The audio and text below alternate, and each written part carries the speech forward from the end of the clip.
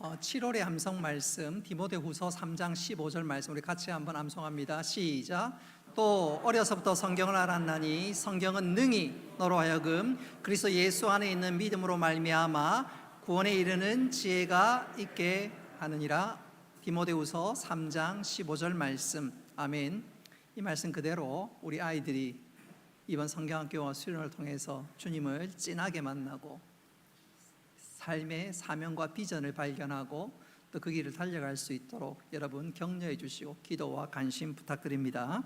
오늘은 영적 성장 시리즈 11번째 시간으로 우리가 쭉 잠언을 살피고 있는데 모든 죄의 뿌리 교만이란 제목으로 말씀을 전하도록 하겠습니다.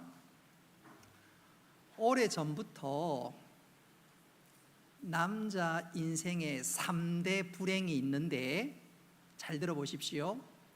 소년 등과, 중년 상처, 노년 빈곤. 조금 더 쉽게 말씀드리면 초년 출세, 중년 상처, 노년 가난이라는 말이 있습니다. 중년에 상처하는 것이 불행이고 노년이 가난한 것, 그것이 불행하다는 말은 이해가 되는데 젊은 시절에 성공이 왜 남자 인생의 불행일까요? 사람이 너무 빨리 출세하면 자기도 모르는 사이에 교만해지기 쉽습니다.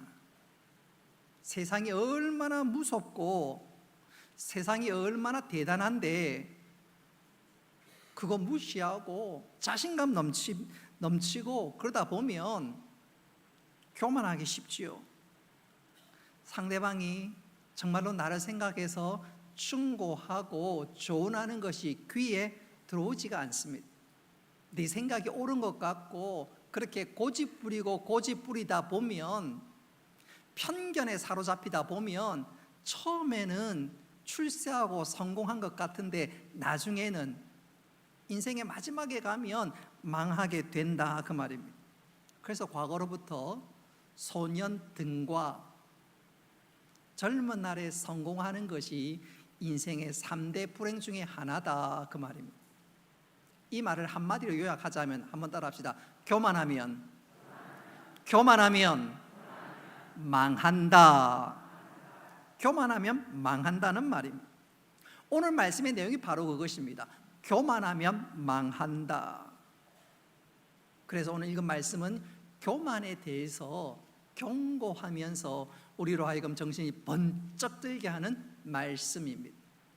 오늘 읽은 말씀은 짧지만 이 말씀이 주는 교훈은 굉장한 무게감을 담고 있습니다. 오늘 읽은 말씀 앞에 보면 교만은 패망의 선봉이라 그랬습니다. 교만은 패망의 제일 앞에 선다는 말이고 더 쉽게 말씀드리면 교만하면 망해도 제일 먼저 망한다, 확실하게 망한다는 말입니다. 또 후반절에 보니까 거만한 마음은 넘어집의 앞잡이라 그랬는데 거만하면 넘어져도 제일 먼저 넘어지고 확실하게 넘어진다. 그러니까 오늘 설교의 핵심은 한번 따라합시다. 교만하면 망한다. 우리 옆 사람 쳐다보고 한번 정신이 벌쩍 들게 충고의 말을 했으면 좋겠습니다. 교만하면 망합니다. 교만하면 망합니다. 이 교만이 라틴어로 수페르비아라는 말인데 이 말의 원뜻은 내 자신을 높이 둔다는 말입니다. 다른 사람들보다 내 마음을 높이 두는 것, 그게 바로 교만입니다. 그렇게 높이 두다 보면 다른 사람들의 말이 귀에 들어오지 않고 고집부리다가 종국에는 망하게 됩니다. 일반적으로는 그런데 오늘 말씀을 좀 통해서 교만이 왜 망한 길로 가는지 오늘 구체적으로 좀 살피기를 원합니다. 자, 그렇다면 교만이 왜 나쁜 것일까요? 망하기 때문에 단순히 나쁜 걸까요? 그건 결과론적인 거고, 교만이 나쁜 가장 궁극적인 이유는 오늘 설교 제목 보십시오. 교만은 모든 죄의 뿌리가 되기 때문에 그렇습니다. 그래서 여러분들에게 한번 질문을 던져보고 싶어요. 우리 주위에 탐욕이 많은 사람이 있어요. 욕심이 유달리 많은 사람들이 있습니다. 여러분, 욕심이 좀 과한 사람은 왜 욕심이 과한 걸까요? 오늘 설교에 힌트가 있습니다. 교만하기 때문에 그렇습니다. 평소에 자기를 높이려는 마음이 가득한데 돈을 통해서 나 자신을 높이려고 하다 보니까 돈에 욕심을 부리고 탐욕을 부리는 것입니다. 여러분, 우리 주위에 또 유난히 시기와 질투가 많은 사람이 있지요. 그 사람들은 왜 시기와 질투가 많을까요? 왜요? 교만하기 때문에 그렇습니다. 마음에 교만한 마음, 자기를 높이는 마음이 간절한데 나보다 잘 나가는 사람이 있으니까, 나보다 높은 데 올라가는 사람이 있으니까 참지 못하고 내 마음에서 뭐요? 시기와 질투가 폭발하는 것입니다. 우리 주위에 유난히 또 남을 잘 깔보고 무시하는 사람들이 있지요. 그런 사람은 그 이유가 뭐지요? 교만하기 때문에 그렇습니다. 자기를 높이려는 마음이 가득한데 내 주위에 나와 비교해서 턱도 안 되는 사람을 보니까 눈에 들어오지 않고 무시하고 깔보게 되는 것입니다. 여러분, 죄의 종류는 많지만 그 모든 죄의 뿌리는 뭐라고요? 교만입니다. 교만. 이 교만으로부터 시기, 질투, 미움, 탐욕, 모든 죄가 분출됩니다.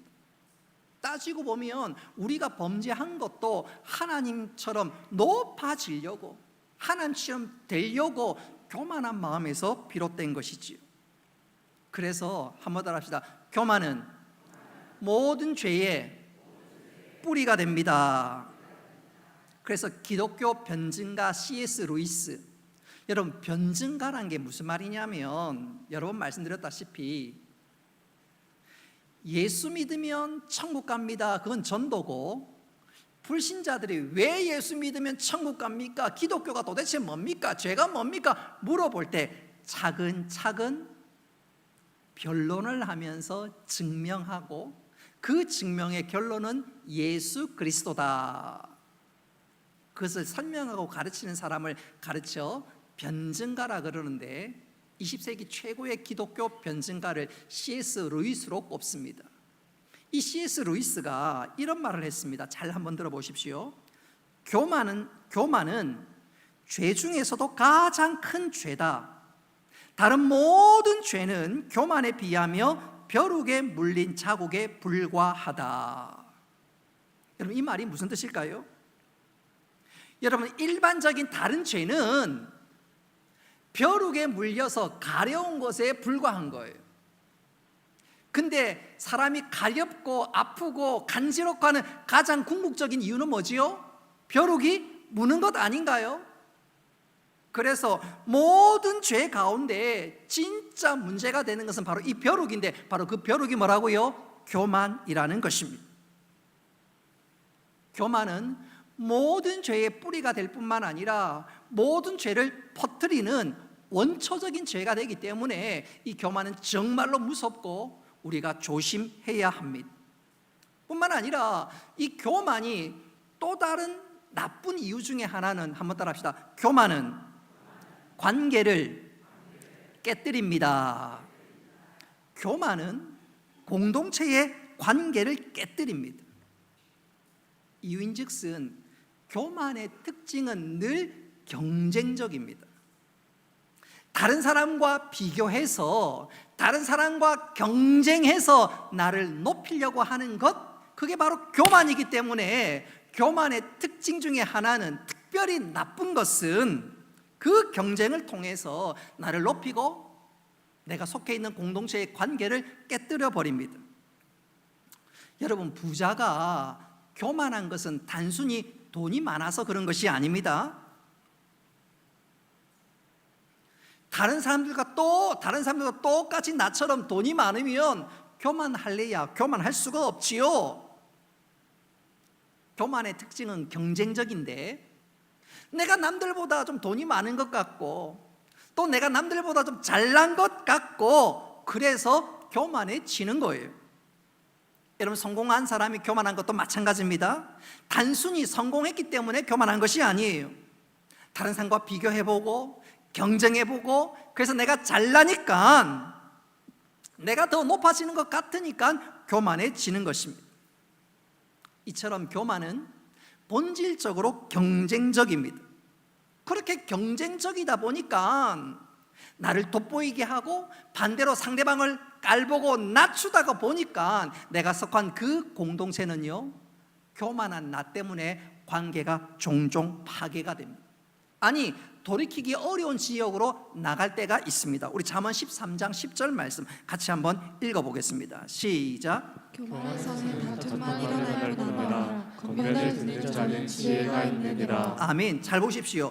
교만은 뭐를 일으킨다고요? 다툼만 일으킨다. 다툼만 일으킨다. 여러분, 이 시간 한번 잘 생각해 보십시오. 교만한 사람이 다른 사람과 잘 지내는 거 보신 적이 있나요? 누가 노래를 잘하면요, 이거가 아니에요, 음정이 틀렸어, 피치가 떨어져. 누가 음식을 잘 맛있게 대접을 하면 맛있기는 그냥 짜더라 짬. 누가 다이어트를 해가지고 날씬해지면 그거 운동한 게 아니라 약 먹고 뺀 거야. 숨어있는 1인치 찾아보면 있어. 옆구리에 보면 있어. 누가 옷 예쁜 거 보면 그거 작아. 여러분, 교만한 사람은 잘난 사람을 보고 참지를 못합니다. 주위의 모든 사람을 경쟁자로 여깁니다. 그러니까 관계가 좋을 리가 없지요. 이런 이유로 교회 안에 남전도회든 여전도회든 교만한 사람 한 사람만 있어 보십시오. 충돌이 일어납니다. 시끄럽습니다. 비판적입니다. 그러다가 나중에 어떤 사람은 상처를 받아서 교회를 떠나는 경우도 혹 있습니다. 이런 마귀가 이런 교만의 능력을 너무너무 잘 아니까 사람의 마음을 부추기기 시작합니다. 교만하도록 부추기기 시작합니다. 여러분, 오늘 우리는 이 교만이 얼마나 무섭고 이 교만이 얼마나 교묘한지 잘 깨달아서 우리는 교만할 것이 아니라 오히려 우리 심령에 은혜가 가득 찰 수 있기를 주님의 이름으로 축복합니다. 특별히 주님 바라보면서 코로나19 시절을 지나면서 모든 것이 주님의 은혜인 거 우리가 생생하게 깨달았는데, 교만이 우리 마음에 틈타지 못하도록 은혜로 충만할 수 있기를 바랍니다. 자, 구체적으로 그럼 우리 속에 늘 우리를 모든 죄의 뿌리, 모든 죄의 시작이 될 수 있는 이 교만 떨쳐낼 수 있어야 하는데, 어떻게 하면 우리는 이 교만을 떨쳐낼 수 있을까요? 오늘 세 가지로 말씀드리고자 합니다. 첫째로, 우리가 교만을 떨쳐내려면 하나님 앞에서 나 자신을 바라보는 것입니다. 하나님 앞에서 내가 어떤 존재인지를 인식하는 것, 바로 그것입니다. 우리가 흔히 몸이 아프다, 몸이 예전 같지 않아, 그럼 병원에 가서 검사를 하지요. 그렇게 검사하다가 보면 내 몸의 실체를 정확히 깨닫게 됩니다. 발견하게 됩니다. 마찬가지입니다. 영적으로 내 모든 삶에 있어서 내 실상을 깨닫게 되는 것은, 내가 어떤 존재인가를 정확히 아는 것은, 한번 따라 합시다. 하나님 앞에 서야 합니다. 그 하나님 앞에 서면 내가 얼마나 더럽고 추한 존재인지, 그 하나님의 영광스러운 불빛 아래서 머리부터 발끝까지 나를 딱 훑으면 내가 얼마나 부족한 존재인지를 적나라하게 깨닫게 됩니다. 대표적인 사람을 꼽으라면 선지자 이사야가 그랬습니다. 이사야가 어느 날 하나님 앞에 기도하다가 하나님의 영광을 보자 그의 입술에서 이런 고백과 탄식이 터져 나왔습니다. 우리 이사야 6장 5절 말씀 같이 한번 읽어보겠습니다. 시작. 그때 내가 말하되 바로다 나여 망하게 되었도다. 나는 입술이 부정한 사람이요 나는 입술이 부정한 백성 중에 거주하면서 만군의 여호와이신 왕을 빼앗음이로다 하였더라. 아멘. 선지자 이사야는 경건한 하나님의 사람이었습니다. 본인도 경건하게 살려고 애를 썼습니다. 그러나 하나님 앞에 섰을 때 그 자신의 더럽고 추한 모습을 보고 깨닫게 되었습니다. 그러자마자 터진 첫 일성이 화로다. 나는 망하게 되었도다. 여러분, 이것이 필요합니다. 우리가 하나님 앞에 섰을 때 깨닫게 되는 것이 바로 나의 죄악된 모습입니다. 그거 깨닫고 나면 교만하려고 해야 교만할 수가 없습니다. 연약한 내 모습을 깨닫는데, 알게 되는데 교만은 무슨? 주여 나를 불쌍히 여겨 주옵소서. 그 첫 일성이 터질 수밖에 없지요. 그래서 우리가 교만을 벗어버리려면 한번 따라합시다. 하나님 앞에 서야 합니다. 하나님 앞에 서고 하나님 앞에 나가야 합니다. 다른 사람과 비교해서는 안 됩니다. 근데 정반대의 사람이지요. 하나님 앞에 서기보다 사람 앞에 서려고 하고 자신을 드러내려고 합니다. 그런 사람은 본질적으로 교만할 수밖에 없어요. 대표적인 사람을 꼽으라면 예수님 시대의 바리새인들이었습니다. 자, 누가복음 18장 11절 말씀 같이 한번 읽어보도록 하겠습니다. 시작. 바리새인은 서서 따로 기도하여 이르되 하나님이여 나는 다른 사람들 곧 토색, 불의, 간음을 하는 자들과 같이 아니하고 이 세리와도 같지 아니함을 감사하나이다. 아멘. 바리새인들이 교만하고 자신이 얼마나 대단한 사람인지 드러내는데 하나님 보실 때 얼마나 우습겠습니까? 여러분, 중학생이 유치원생하고 딱 비교해서 얘야 내가 너보다 얼마나 똑똑한지 너 아냐? 내가 너보다 달리기를 얼마나 잘하는지 너 알아? 그런 중학생을 대학생이 본다면 가소롭겠지요. 가소롭겠지요. 여러분, 우리가 교만은 자꾸 비교하고 경쟁적인데 자꾸 옆 사람과 비교하고 다른 사람과 비교하면서 내가 잘난 것으로 착각하고 점점점 교만해진다면 답이 없습니다. 여러분, 우리 믿음의 사람은 다른 사람과 비교하는 것이 아니라 비교하려면 주님과 비교해야 합니다. 주님 앞에서 나 자신을 바라보아야 합니다. 우리 주님은 어떤 분인가요? 하나님 앞에서 어떤 삶을 사셨습니까? 당신은 하나님의 영광을 버리고 우리를 구원하시기 위해서 이 땅에 내려오셨습니다. 우리가 똑같은 삶을 사시고 당신의 제자들의 발을 씻어주셨으며 십자가 위에서 자기를 찌르는 원수를 향해서 주여 저들이 하는 죄를 알지 못하나이다 용서하셨습니다. 그리고 십자가에서 살찌져 피 흘려 죽으심으로 우리를 위한 대속의 죽음을 행하셨습니다. 할렐루야. 예수님은 그야말로 하나님의 뜻을 이루기 위해서 당신의 삶과 죽음을 하나님께 다 맡기고 끝까지 마지막까지 순종하셨습니다. 바로 그 주님 앞에 섰을 때 우리의 실체가, 나의 모습이 적나라하게 드러납니다. 그래서 주님 앞에 섰을 때, 우리가 십자가 앞에 나올 때 교만이 뭡니까? 회개가 터져 나올 따름이지요. 주여 나를 불쌍히 여겨 주시옵소서. 주님, 죄 많은 저를 구원하기 위해서 당신이 십자가에서 죽으셨습니까? 감사합니다. 감격하면서 눈물만 흘릴 따름이지요.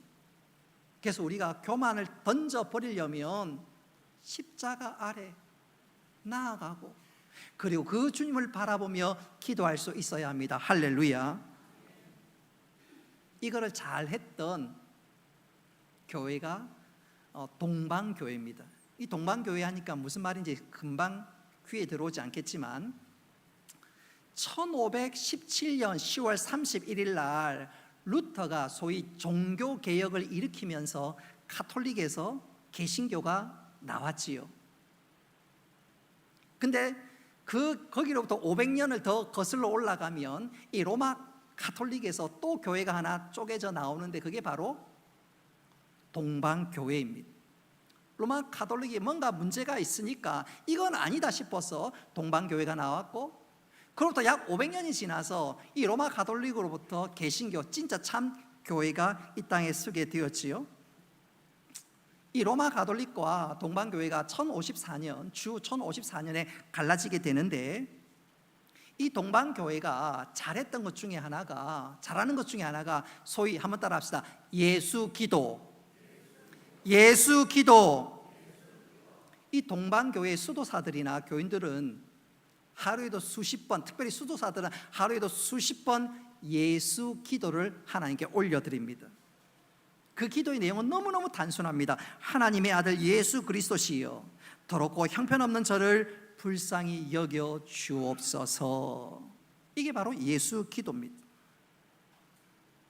주님 앞에서 나 자신을 바라본다는 거지. 그러면 교만할 수도 없고 날마다 하나님의 은혜와 하나님의 긍휼을 구할 수밖에 없는데, 여러분, 우리에게도 이런 기도가 필요한 줄로 믿습니다.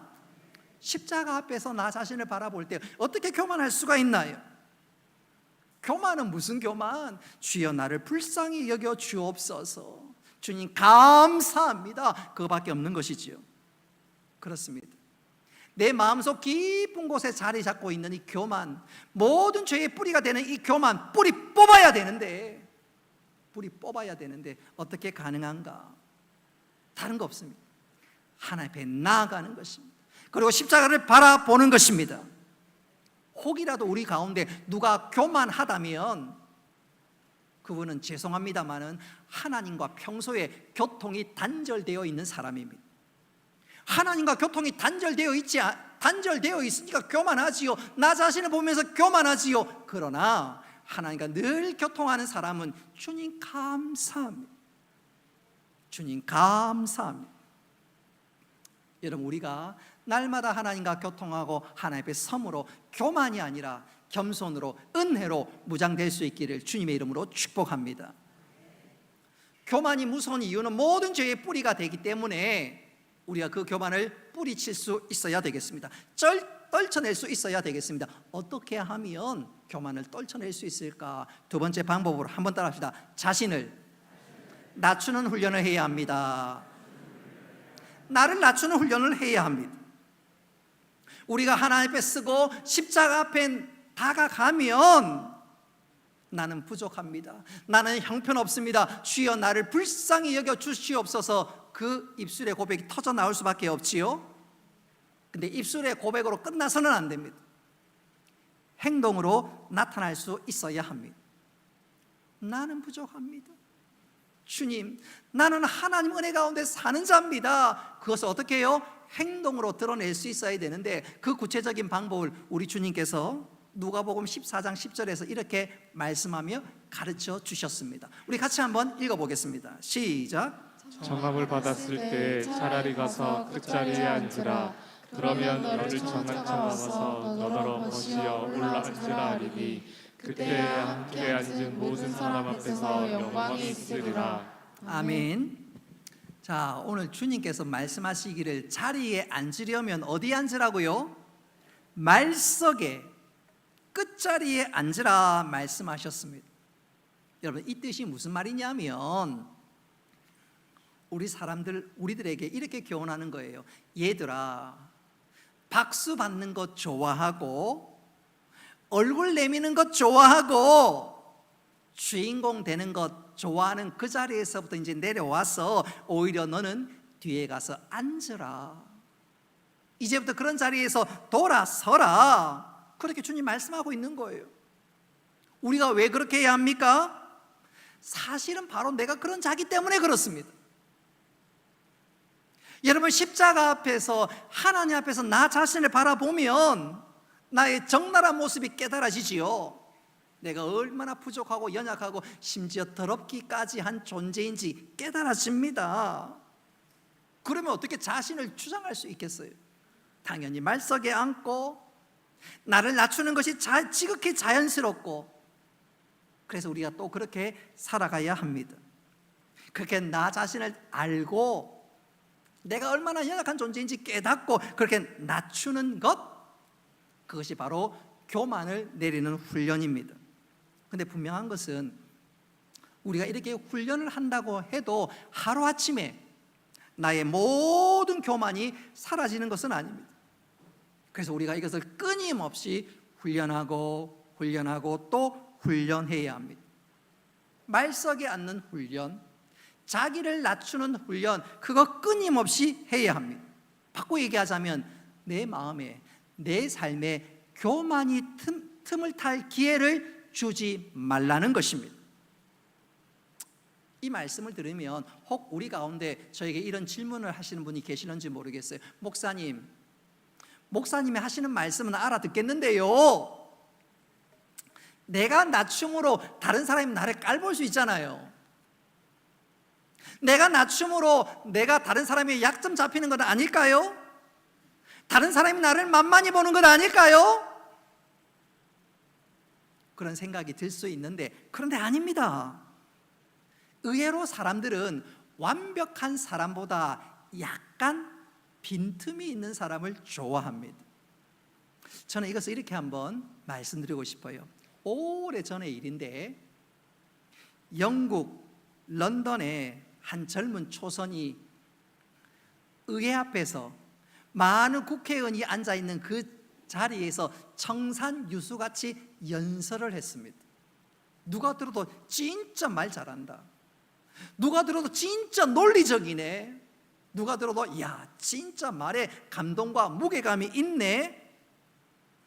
연설을 했던 젊은 국회의원이 어깨가 으쓱해서 연설을 마치고 내려가면서 당대 최고의 웅변가로 불리는 처칠에게 소위 피드백을 요구했습니다. 오늘 내가 연설을 했는데 오늘 저의 연설이 어땠습니까? 처칠에게 물어본 거예요. 자기는 오늘 유난히 연설을 잘했고 모든 사람들이 우레 같은 박수를 보냈으니까 처칠이 진짜 잘했다고 칭찬할 거라 예상하고 물었더니 처칠이 의외의 대답을 했습니다. 어떤 말을 하냐면, 잘 들어보십시오. 여보게, 다음부터 연설할 때 조금 더듬거리게, 다음부터 연설할 때 조금 더듬거리게. 여러분, 이게 무슨 말이지요? 무슨 뜻이지요? 너무 청산유수처럼 연설을 하면 저 사람 뭔가 짜고 치고 뭔가 꾸미고 혹시 진실성이 떨어지는 것 아니냐 의구심을 가질 수 있는 거예요. 못 믿겠다는 거예요. 너무 완벽하니까 못 믿겠다는 거예요. 그러니까 이 처칠이 충고하기를 좀 더듬거리라고. 다음부터 저도 설교할 때 좀 더듬거려야 되겠습니다. 빈틈을 보이는 것이 더 인간적이고 나와 동질감이 느껴지고, 그리고 그렇게 더듬거리는 것이 상대방에게 오히려 호소력이 있다는 것입니다.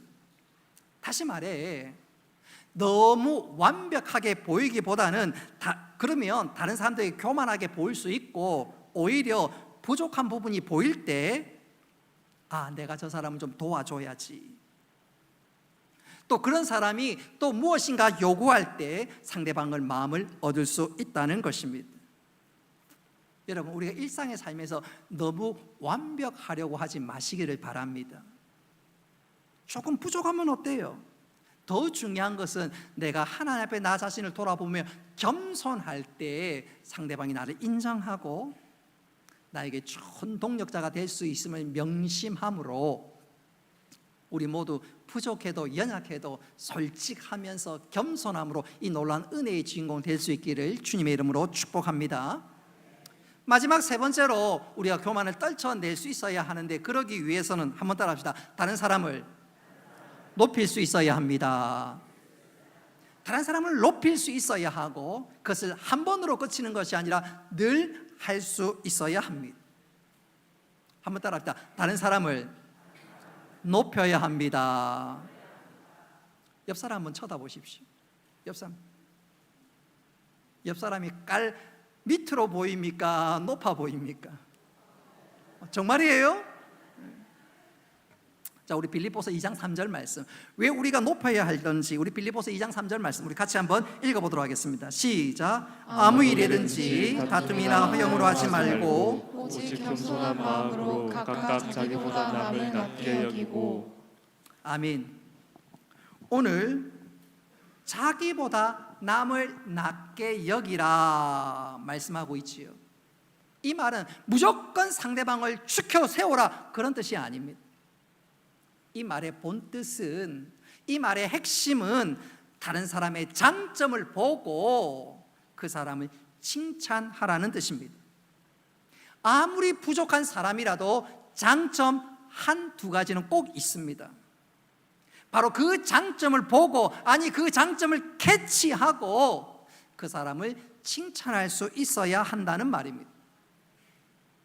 여러분, 이것이 얼마나 중요한지 저는 이것을 이렇게 강조하면서 설교를 마무리할까 합니다.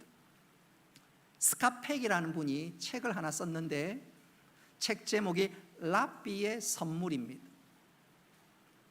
그가 쓴 이 책에 보면 이런 글이 나옵니다. 이런 내용이 소개되는데 한번 잘 들어보십시오. 산속 깊은 곳에 있는 수도원에 문제가 생겼습니다.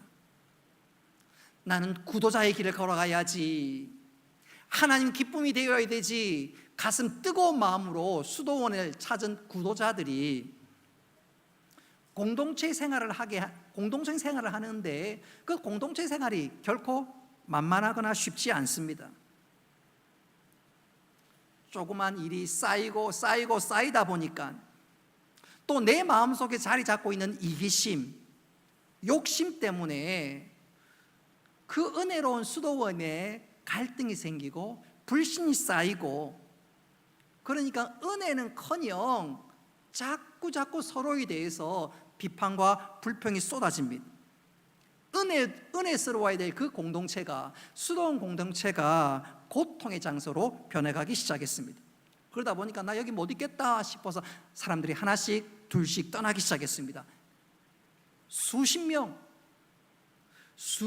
명이나 되는 그 수도원에 남은 사람은 겨우 5명. 진짜 수도원이 존폐의 기로에 섰습니다. 이 문제를 어떻게 해결할까? 남은 사람이 고민하다가 유명한 랍비를 찾아갔습니다. 자신들의 형편을 소개하면서 어떻게 하면 이 문제를 해결할 수 있는지 지혜와 조언을 구했습니다. 그랬더니 그 유명한 랍비가 5명을 뚫어지게 쳐다보더니 한참 후에 이런 말을 했습니다. 여러분들 중에 메시아가 될 사람이 있는데 여러분은 그것을 몰랐어요?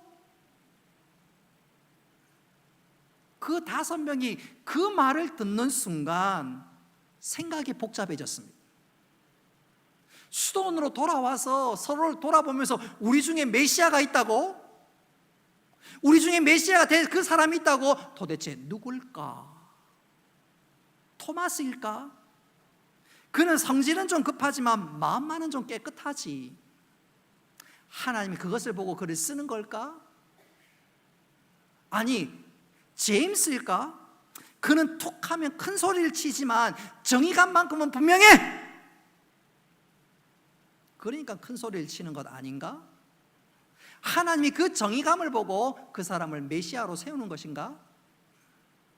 빌립인가? 그는 능력은 별로 없지만 마음은 한없이 따뜻해. 하나님이 그 따뜻한 마음과 그 사랑을 보고 빌립을 쓰시는 걸까? 5명이 서로가 서로를 쳐다보면서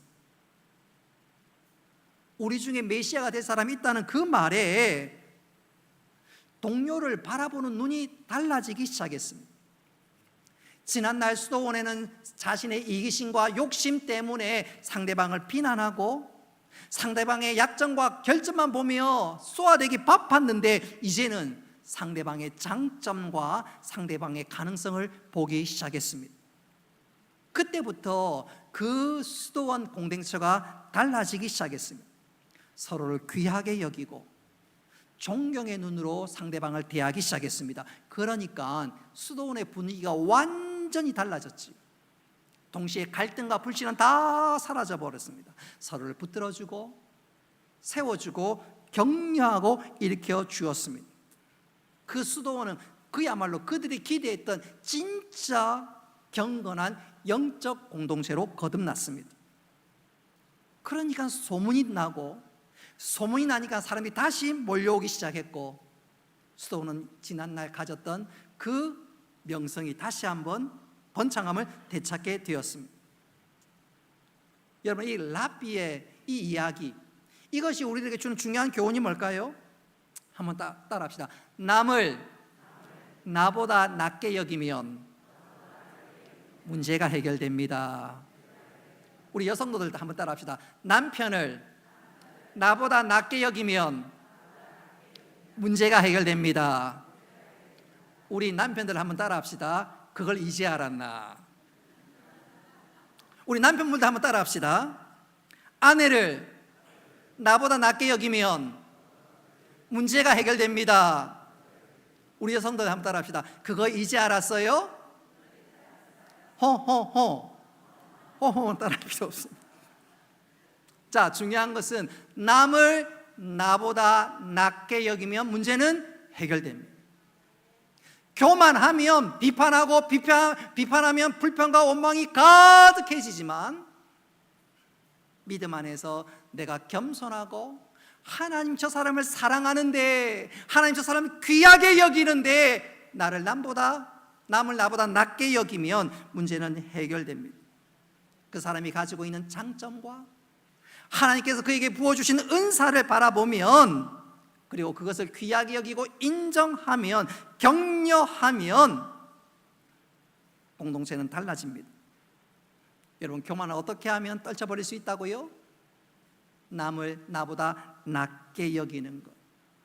우리 교회, 우리 동해 교회 공동체가, 우리 공동체가 남을 낮게 여김으로, 내 말 하기 전에 아유, 집사님 얘기 한번 들어볼게요. 장로님 말씀 한번 제가 들어볼게요. 정말 좋은 의견이었네요. 나는 이렇게 생각했는데 정말 좋은 의견이었네요. 꼭 제가 마음에 깊이 명심하도록 하겠습니다. 그런 말하는 사람도 기쁘고, 듣는 사람이 또 좋은 아이디어가 생기고, 나보다 남을 낮게 여길 때 서로가 세워지며 아름다운 공동체로 변하게 될 줄로 믿습니다. 말씀을 맺도록 하겠습니다. 교만은 모든 죄의 뿌리가 된다고 말씀하고 있습니다. 교만하면 나도 망하고 공동체가 흔들리게 되고, 심지어 공동체가 와해될 수도 있습니다. 오늘 읽은 말씀은 교만하면 망한다고 말씀합니다. 우리가 이 교만을 떨쳐버리고 겸손으로 무장될 수 있어야 되겠습니다. 어떻게 가능할까요? 첫째는 내가 하나님 앞에 서는 것입니다. 십자가 앞에 내려가는 것입니다. 그리고 나 자신을 바라보는 것이지요. 그러면 교만은 무슨 교만? 주여 나를 불쌍히 여겨 주옵소서, 그 고백밖에 없지요. 그리고 그 고백 위에 나를 낮추는 훈련을 하고, 한 걸음 더 나아가 남을 나보다 낮게 여길 때 나도 살고 교회 공동체도 놀랍게 흥하게 될 줄 믿으시기를 바랍니다. 우리 모두 교만을 떨쳐버리고 믿음 안에서 겸손으로 잘 무장되고 겸손으로 옷 입어서 하나님을 기쁘시게 할 뿐만 아니라 우리 교회 공동체가 하나님 기뻐하시는 아름다운 일들을 잘 감당하는 주님이 기쁨이 되는 복된 교회 되시기를 주님의 이름으로 축복합니다. 우리가 말씀을